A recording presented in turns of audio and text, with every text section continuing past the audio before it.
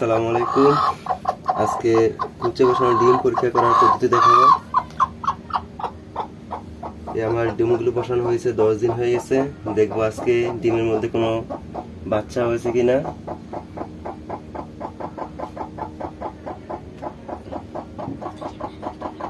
দেখুন, আপনারা দেখতে পাচ্ছেন আমার এই ডিমের মধ্যে বাচ্চা হয়েছে।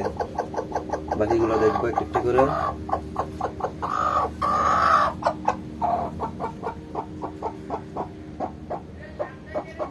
মাশাআল্লাহ, এটারও পূরণ হয়েছে। আরেকটা দেখতে পাচ্ছেন, এটারও বাচ্চা হয়েছে।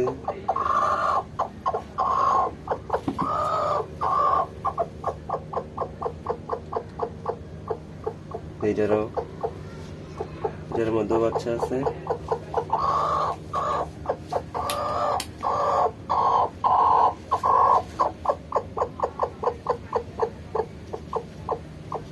এটার মধ্যে বাচ্চা নেই, এই ডিমটা ফুটবে না, কারণ এটার মধ্যে কোনো রক্ত ডিমটা জমিই নেই, পুরোপুরি সাদা। তো এটা আমরা রাখবো না। আপনারা আপনাদের মুরগিগুলোর ডিম কুচে বসানোর সময় পরে 10-12 দিন হওয়ার পরে এভাবে চেক করতে পারেন।